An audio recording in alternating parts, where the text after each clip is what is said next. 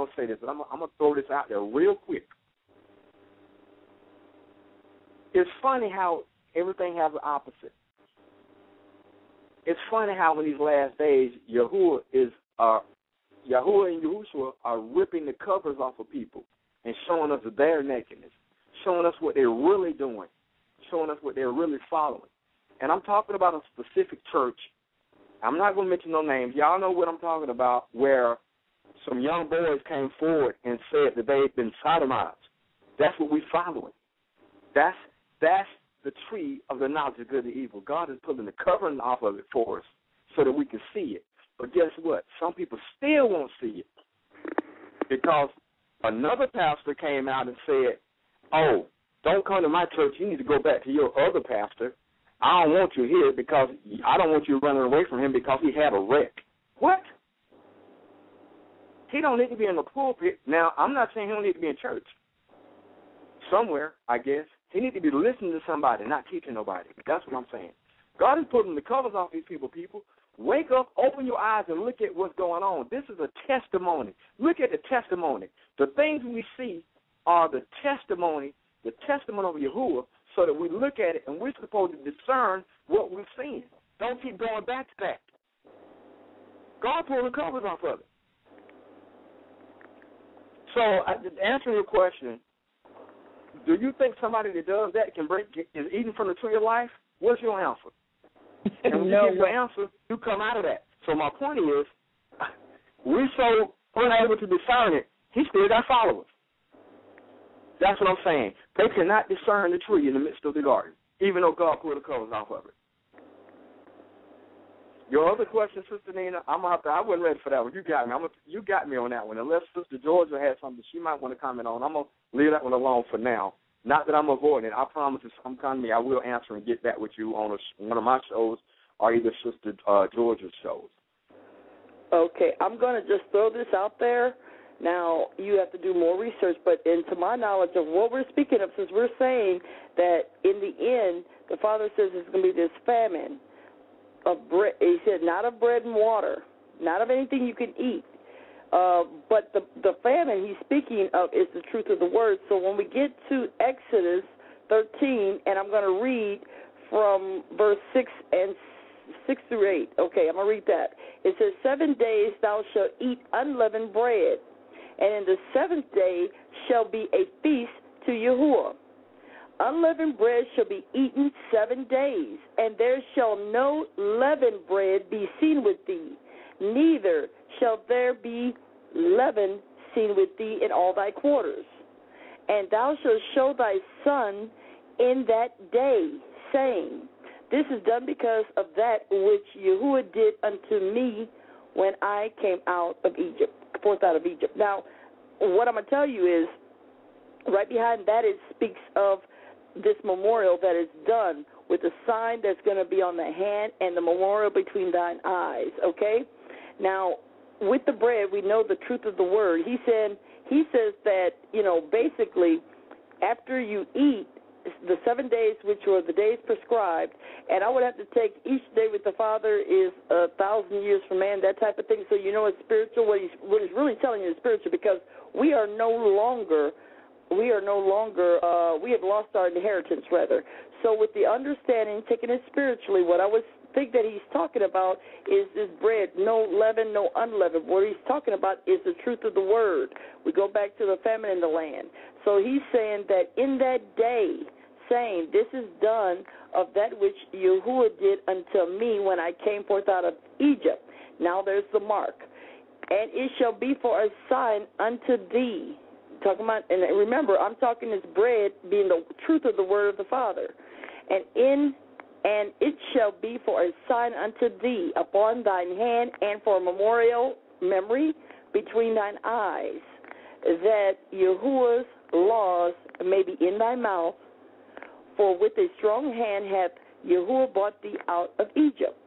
So I'm going to keep it on the spiritual side, Sister Nina, only because I'm trying to stay in line with what he's talking about. When he keeps talking about this bread, yes, we know that they were eating a certain type of bread, but they make a distinction between the two. One is leavened, one is unleavened. But the interesting thing is, he says, neither shall there be leaven seen with thee in all thy quarters. So even the leavened bread, okay, even the leavened bread, we can't have that in our corner. The unleavened nor the leaven, nor leavened bread shall be seen with thee, neither shall there be leaven seen with thee in all thy quarters. No false doctrine.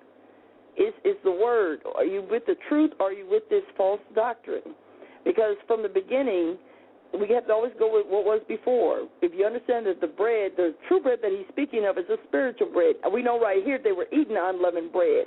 But the unleavened bread, he said, we know that the unleavened bread was the reason why, because the children of Israel had to hurry and flee, get out of Egypt. They were leaving Egypt. Okay, that's why the bread had to be unleavened. But he speaks also of the leaven of the Pharisees, okay, in another verse in the New Testament. So he's saying that there shall no leaven bread be seen with thee, neither shall there be leaven seen with thee in all thy quarters. And thou shalt show thy sons in that day. It's something that's going to happen in this day in the future.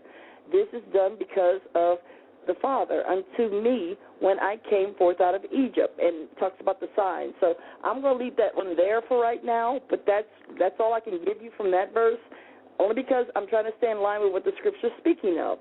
If he's telling you that he ain't talking about no food, not in his end times, during that time, yes, the bread was unleavened because they had to hurry and get out of Egypt. But in that day, that's talking about our time, he's speaking not of bread, not of food and water. He's speaking of the truth of the word. That's the famine. The truth is not going to be spoken very much. So I hope that's good enough right now, because that's all I got to add to the pot with that one. Okay. I kind of thought that, but, it was interesting when you brought that up as a cider about the mark, because it has something to do with the Sabbath or the Shabbat, too. So, like titles, I understand that. Do you have any questions about why they're two genitals, since we weren't supposed to procreate to begin with? That's what was concerning me. Why we weren't supposed to what? I can wait. It's a question that's been, we've talked about offline over and over, and this is just, I think it has, you talked about some of it when you got into the the significance of being a virgin. So I'm waiting on the completion of all that. So. Okay, well, I tell you what, that's going to be coming up real soon. So hold that question for that time, okay? Okay. I don't want to go too far off track because we still got some more to go through, but we're going to have that show coming up real soon because there's way more to talk about. And I will be bringing that forward hopefully this week. If everything, or I might just save that for next weekend's show because I want to make sure I'm covering all bases and I'm looking at everything, okay? So I want to make sure I bring that thoroughly from the Word and do the precepts and get the understanding with the strong concordance and everything on those verses. But, yes, I still have way more to do with that. And if you can just hold on just for a second, we'll come through with it, okay? Okay. And I just want to say personally to Brother Neil, welcome, and you're always welcome on our show. I enjoy listening to you, so thank you. Well, thank you. All right. Thank you so much, Sister Neil. Yeah, we enjoy Brother Neil. Brother Neil knows I'll go bug him early in the morning. Hey, what you doing?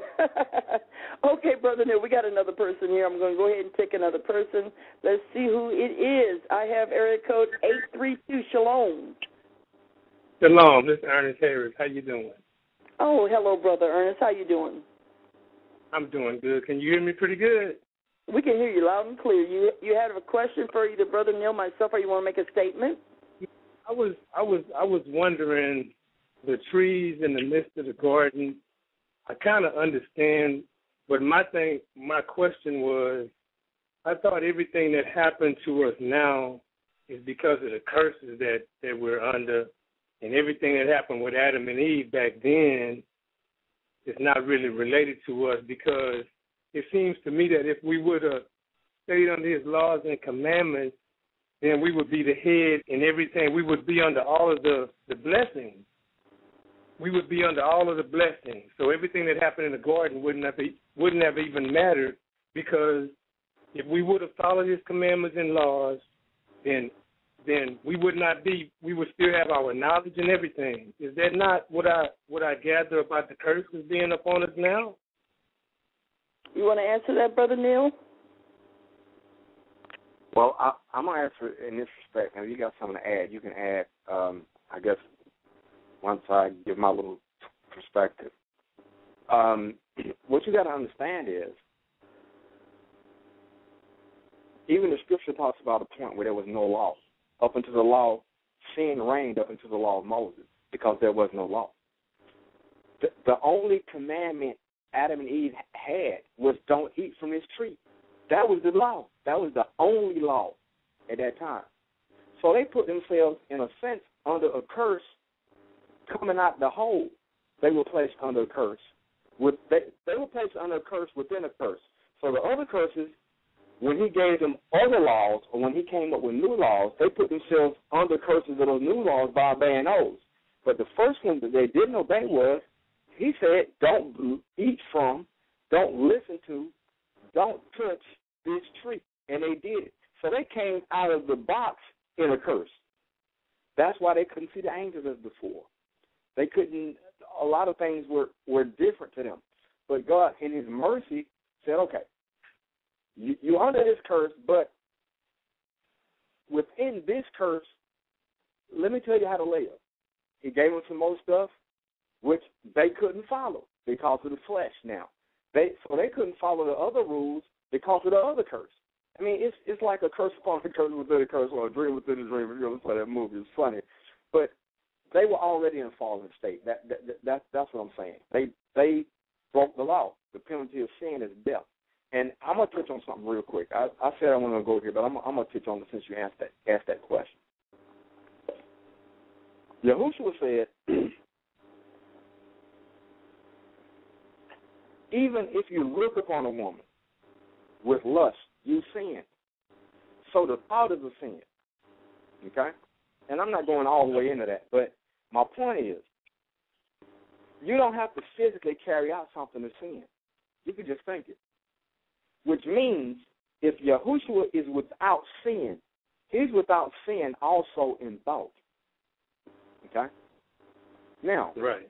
Follow me, because I'm not going to go deep into this right now.